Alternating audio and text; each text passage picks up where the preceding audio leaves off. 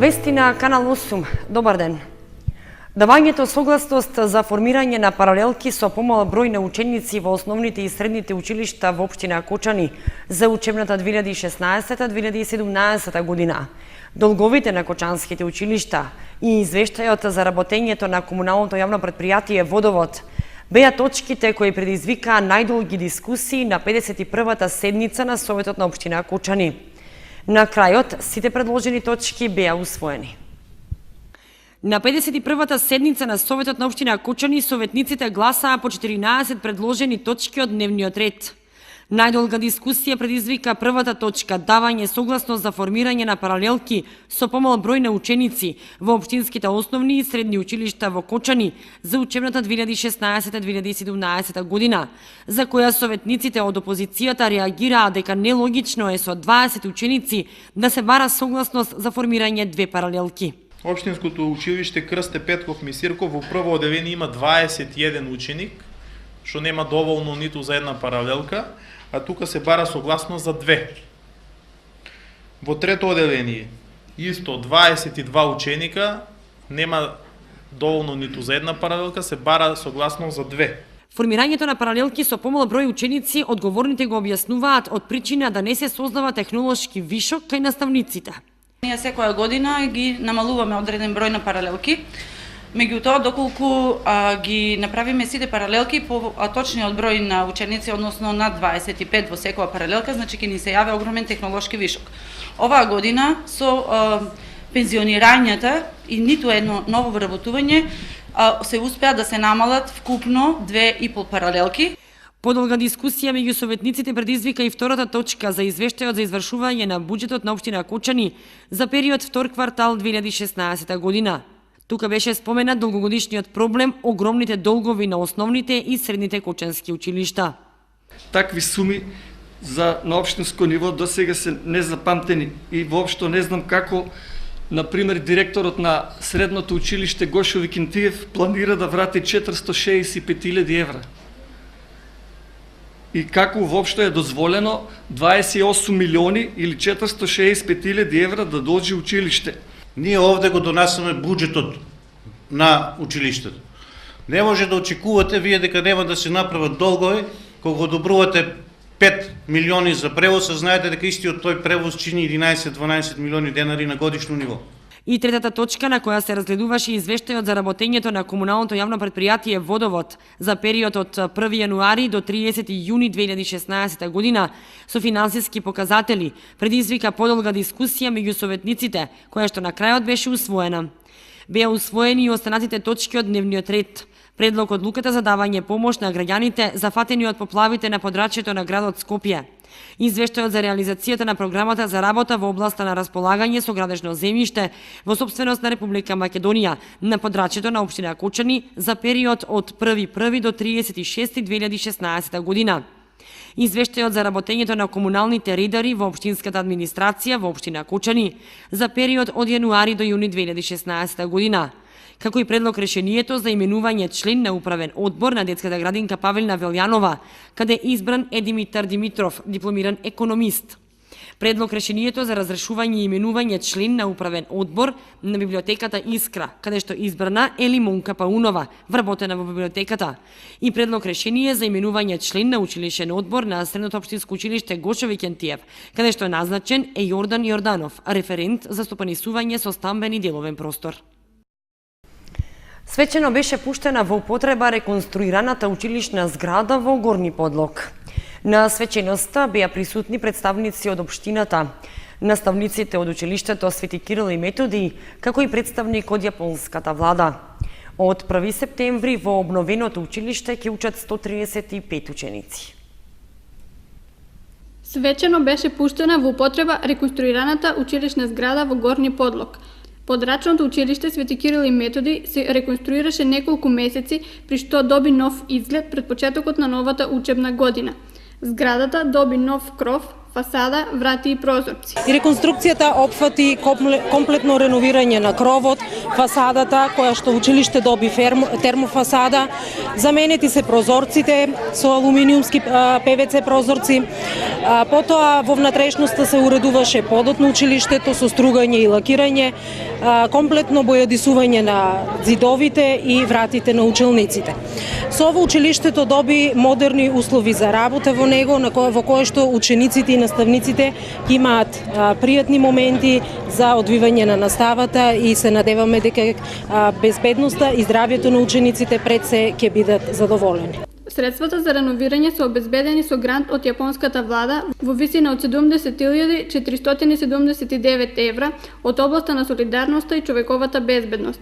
На свеченото отварање беше присутен и представник од јапонската влада.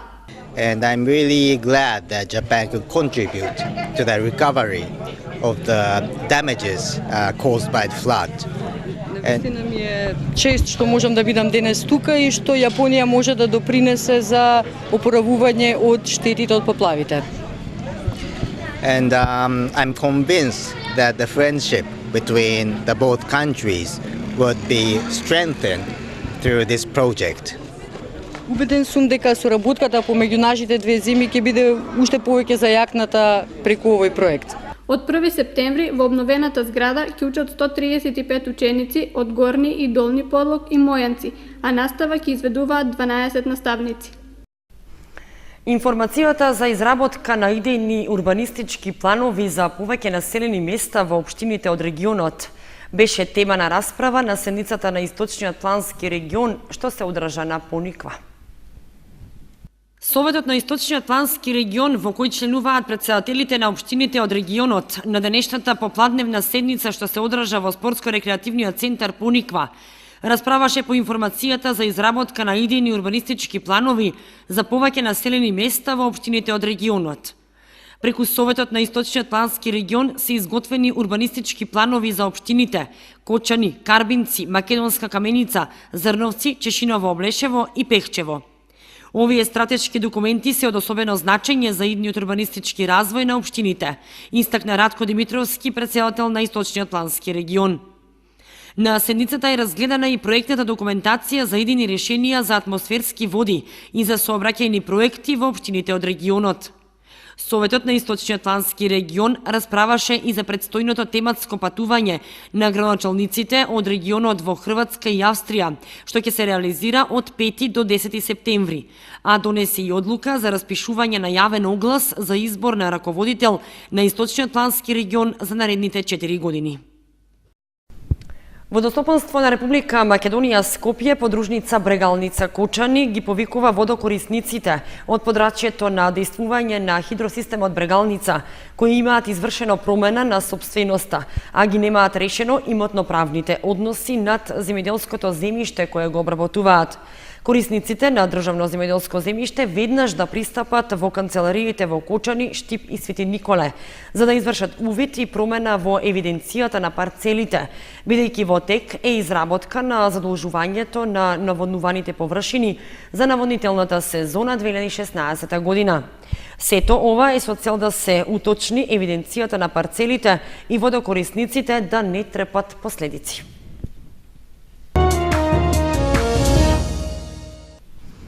Продолжуваме на тема образование. Во Виница годинава запишани 170 првачиња. Во Кочани за 36 помалку од лани, односно 334. Во училишните клупи во Виничко ќе седнат 1959 ученици, од кои 154 нови средношколци. Од 1 септември во училишните клупи во Виничко ќе седнат 1959 ученици, од кои 170 правачиња и 154 нови средношколци. Најмногу правачиња има запишано основното училиште Гоце Делчев, вкупно 60 во Виница, 15 во село Истибања и 12 во село Јакимово, а најмалку основното училиште во Блатец, само 6 правачиња. Основното училиште Славчо Стојменски има запишано 61 прваче, од кои 51 се во Централното училиште во Виница, 5 во село Лески и 5 во село Градец, каде од оваа учебна година се воведува едноосменско работење. Основното училиште Никола Парапунов во село Драгобраште има запишено 16 превачиња, од кои 9 во Трсино, 7 во село Драгобраште. Само едно прваче годинава е запишено во село Лаки, а село Липец нема запишено ниту едно. Во Средното општинско училиште Ванчо Прке со последниот уписен рок се пријавени и запишани 154 средношколци, од кои 97 во гимназиско образование, цели 5 паралелки, 18 во текстилната струка, 21 ученик во машинската струка и останатите во сообраќајната струка. Во Окучани, бројката на запишани превачиња во основните училишта за учебната 2016-2017 година изнесува 334. Лани во Кочанските основни училишта биле запишани 36 превачиња повеќе од годинава, односно 370. Предминатата пак најмалку превачиња 321. Тоа покажува дека од година во година бројот на нови превачиња опаѓа и дека трендот на иселување на младите се рефлектира на бројот на новородени деца, а со тоа и на превачињата. По училиште состојбата изгледа вака. Во основното училиште Свети Кирил и Методи има запишено вкупно 128 превачиња, од нив 15 во село Подлог и 3 во село Бели.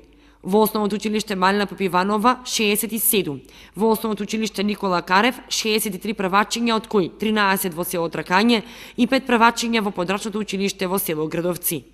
Во основното училиште Раде Кратовче 56 превачиња и во основното училиште Крсте Петков Мисирков во Оризари 21 преваче.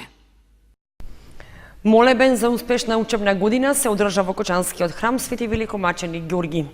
За разлика од претходните години, кога на молитва доаѓаа мал број ученици, годинава ги имаше во голем број. За разлика од претходните години, кога мал број ученици беа дел од молебенот, кој што пред секоја учебна година го организира Кочанскиот храм Свети Великомаченик Ѓорги, годинава дојдоа во голем број. Свештениците не негираат дека дворот на црквата беше претесен да ги прими сите ученици кои сакаа усредно да се помолат за успешна учебна година. Оние кои што беа во црквата кажуваа молитви за успех во учењето. Јас сум Петар Николов, учам во училиштето Малина Побиванова и сега ќе бидам 6-то одделение и денес дојдов на црква за да се помолиме на Бога да имам многу петки во учебната година. Се викам Кристијан Мансив, сега ќе бидам 6-то одделение, учам во училиште Кирил и Методи, дојавме на црква да се помолиме на Господ да ни даде многу петки. Во текот на целата година треба да учиме многу и да бидеме добри во училиште. Јас сум Јована Андова и јас сум сега 7-мо одделение. Учам во училиштето Никола Карев. Дојдена сум овде за да се помолиме на Господа и за да имаме добра учебна година. Свештениците од Кочанскиот храм ги поздравија учениците и им посакаа успешна учебна година, но упатија и апел до родителите за зголемување на наталитетот и бројот на деца што ќе посетуваат настава. На крајот од молебенот на сите ученици им беа доделени распореди за часови со молитва пред и по учење. Од храмот Свети Великомаченик Ѓорги во Кочани подсетуваат дека неделата по големиот празник Успение на Пресвета Богородица е денот кога пред неколку години беше осветен манастирот, посветен на Свети Василий Велики, лоциран на Пониква на Осоговските планини. По тој повод, в недела на 4 септември на овој манастир ќе се служи света божествена литургија со почеток во 8 часот и 30 минути. Со светата божествена литургија ќе чиноначалствува митрополитот Брегалнички господин Иларион со свештеници од Брегалничката епархија. За следење на светата литургија на манастирот од градскиот плоштад од Вокочани тргнуваат 2 автобуси и сите заинтересирани верници можат да го искористат. Од црковното настојателство при манастирот дополнуваат дека секој верник треба да си носи прибор за јадење.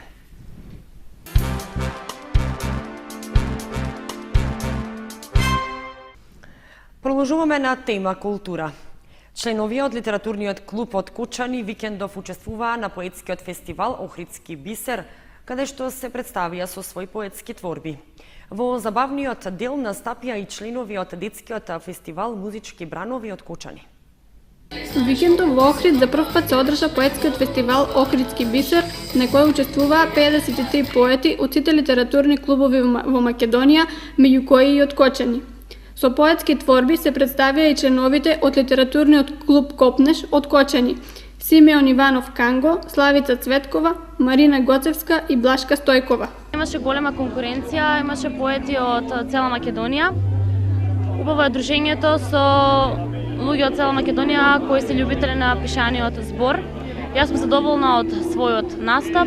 Во ревијалниот дел настапија и членовите од детскиот фестивал Музички бранови од Кочани, Анастасија Богданова и Љупче Митев. Победник на фестивалот е младиот литерат Бојан Бежовски од Македонски Брод. За прв пат на ова манифестација сум присутен, Охридски поетски бисер. Благодарност до организаторите, младата поетеса од Германија, госпоѓа Милица Паулос, што за несебичната покана да бидам учесник на ова манифестација, но конкуренцијата вистина беше голема за пишување на убавиот збор, поезијата. Меѓутоа, јас секогаш велам, за нас ние поетите нема што да зборуваме меѓу себе, за нас зборат нашите дела, па може би и моето дело толку многу добро допре до жири комисијата, па што го добив првото место и овој Охридски бисер. Организатор на фестивалот е македонската поетеса Милица Паулос. Беше прекрасна, значи имаше расположение на високо ниво, имаше прекрасна поезија, убава поезија, бевме собрани од цела Македонија, се дружевме низ поезија, низ убавиот пишан збор, се дружевме со музика, дури и со малите, младите гласови, имаше од Кочани, од фестивалот детскиот фестивал за деца. Манифестацијата во Охрид одржува годинава за прв пат со цел да се представат новите неафермирани поети од Македонија. Советот на фестивалот на хумор и сатира Инвиница Веритас и Домот на културата Оша Арсов од Виница распишуваат конкурс за карикатура на тема на Пуст остров. Авторите своите дела можат да ги достават најдоцна до 22 септември. Домот на културата Тошо Арсов од Виница и Советот на фестивалот на хумор и сатира Инвиница Веритас распишуваат конкурс за карикатура на тема на Пуст остров. Авторите можат да се пријават на конкурсот со најмногу 3 дела и да ги достават во оригинална форма или по електронски пат. Делата можат да се испратат најдоцна до 22 септември на адресата на Домот на културата во Виница. За учесниците се обезбедени парични награди од 100 до 300 евра, а ќе им бидат доделени на фестивалот на хумор и сатира Инвиница Веритас, што ќе се одржи од 3 до 7 октомври.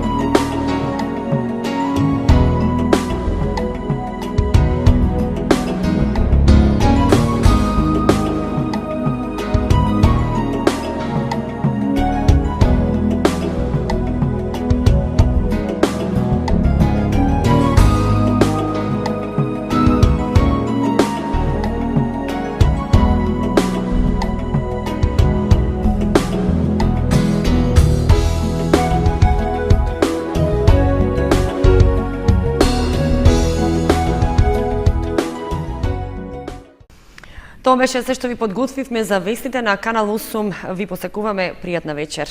Довидување.